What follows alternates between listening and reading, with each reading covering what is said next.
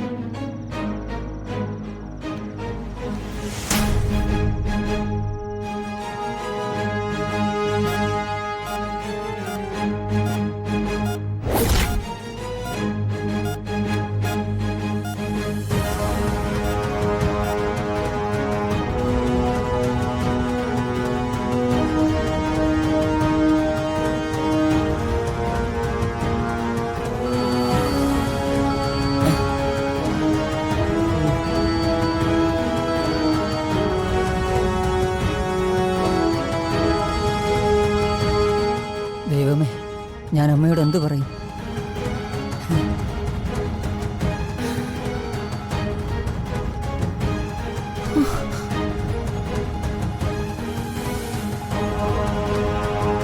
മോനെ ഗൗതം, ഒന്ന് വാ. എന്താ അലീമേ? എടാ, വരുണിനെയും ബിജുനെയും വിളിച്ചിട്ട് കിട്ടുന്നില്ല. എന്താ കാര്യമെന്നറിയില്ലല്ലോ. അച്ഛൻ അവിടെ ഉണ്ടല്ലോ അലീമേ, എല്ലാം അച്ഛൻ നോക്കിക്കോളൂ. ഏട്ടൻ കണ്ണു തുറക്കുമ്പോ ആദ്യം ചോദിക്കുന്ന വരുണിനെ ആയിരിക്കും. അവൻ ഇവിടെ ഇല്ലാതെ പറ്റില്ല. അവൻ വരും. വല്യച്ഛന് സുഖമില്ലെന്ന് അറിഞ്ഞാ അവൻ ഓടി വരും. വല്യമ്മ പേടിക്കണ്ട, ഞാനിവിടെ ഉണ്ടല്ലോ. വരുണില്ലാത്തതിന്റെ ഒരു കുറവ് ഇവിടെ ഉണ്ടാവില്ല.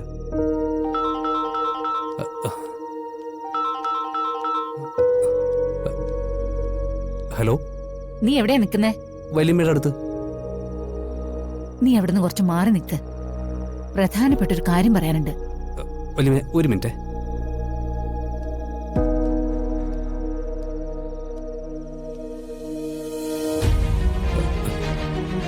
എന്താമ്മേ? പറയുന്നത് ശ്രദ്ധയോടെ കേൾക്കണം. ഹോസ്പിറ്റലിലേക്ക് വരുൺ വരില്ല.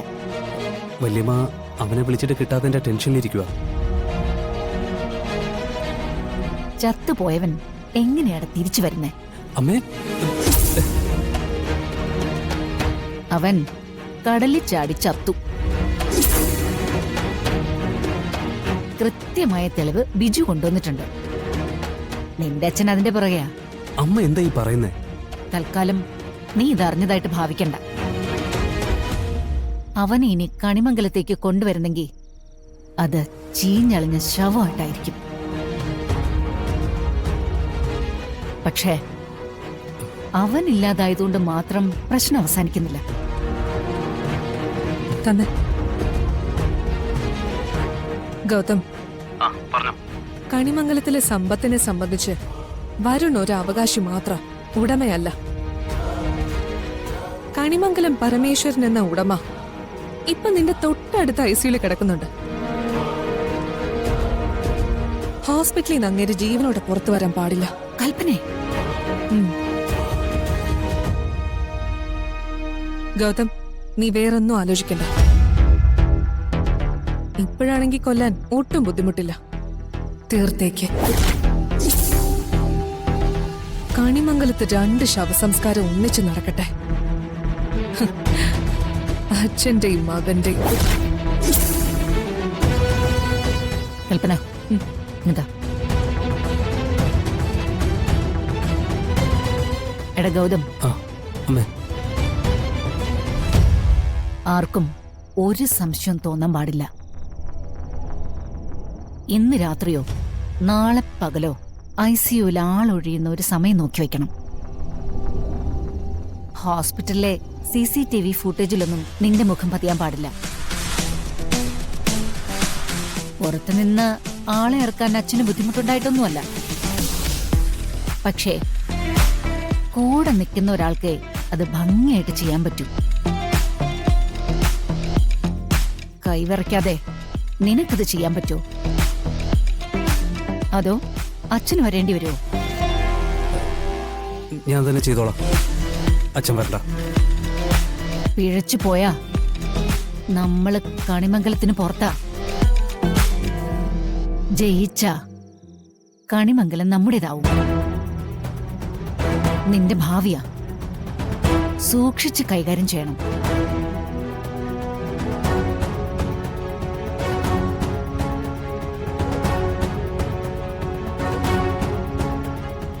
അവനത് ചെയ്യും, ആരും അറിയാതെ.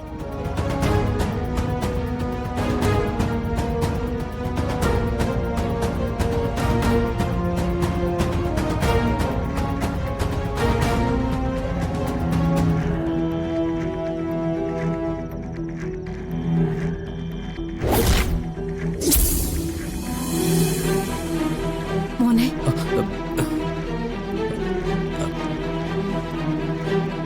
അമ്മയെ വിളിച്ചത് വല്യമ്മേ.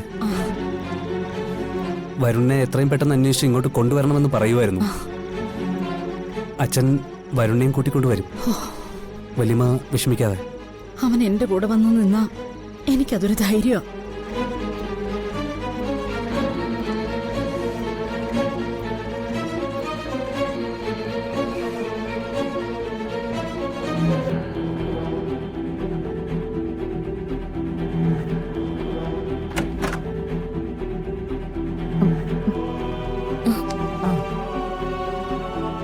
വരുൺ നിന്നെ വിളിച്ചോ മോളെ? ഇല്ല മുത്തശ്ശി. അവൻ എന്താ ഈ കാണിക്കുന്നേ? എവിടെ ചെന്നാ ഒളിച്ചിരിക്കുന്നേ? വീട്ടിൽ എന്തെങ്കിലും പ്രശ്നം ഉണ്ടായാല് ഒളിച്ചോടുകയാ വേണ്ടത്. എന്താ മുത്തശ്ശി? വരുണിന്റെ കാര്യം ആലോചിച്ചിട്ട് ഒരു മനസമാധാനവും ഇല്ല. ഇതിപ്പോ ആരെങ്കിലും വിളിച്ചു പറയുകയോ അന്വേഷിക്കേണ്ടതോ ആയ അവസ്ഥയല്ലേ? അയ്യോ മുത്തശ്ശി, വരുൺ ഹോസ്പിറ്റലിൽ തന്നെയുണ്ട്. ആര് പറഞ്ഞു? ചെറിയച്ഛൻ പറഞ്ഞു. ഓ, അവനെവിടെ എത്തിയോ? എങ്ങോട്ട് പോയതായാലും വരുൺ മുത്തശ്ശിയെ വിളിക്കാതിരിക്കോ?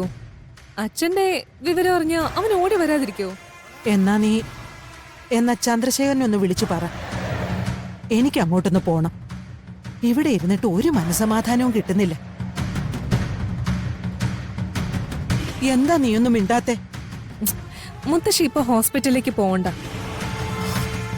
അവിടെ ചെന്നിരുന്ന മുത്തശ്ശിക്ക് സങ്കടാവും, നിർത്താണ്ട് കരയും. മക്കൾക്കൊരസുഖം വന്നാ അമ്മമാര് കരയൂലേ? അതിനെന്താ ഇത്ര പ്രശ്നം? വേണ്ട മുത്തശ്ശി, അച്ഛൻ അല്പം സുഖമായിന്ന് അവിടുന്ന് അറിയിക്കട്ടെ. അങ്ങനെ അവിടുന്ന് അറിയിച്ചിട്ട് മാത്രം മുത്തശ്ശി പോയി കണ്ടാ പോരെ അച്ഛന്? ഇരുന്നാലും ഇരിപ്പ് ഉറക്കുന്നില്ല. എന്തെങ്കിലും എടുത്തു വച്ചാ കഴിക്കാൻ തോന്നുന്നില്ല. ഇതിലും ഭേദം അവിടെ ചെന്ന് ആ വരാന്തയിലെങ്കിലും ഇരിക്കുന്നതാ. ഇടയ്ക്ക് ഡോക്ടർമാരോട് ചോദിച്ച് അവനെ ഒന്ന് കാണുകയെങ്കിലും ചെയ്യാലോ. ഡൗൺലോഡ് ചെയ്യൂ C5 ആപ്പ്. കാണൂ എല്ലാ എപ്പിസോഡുകളും സൗജന്യമായി.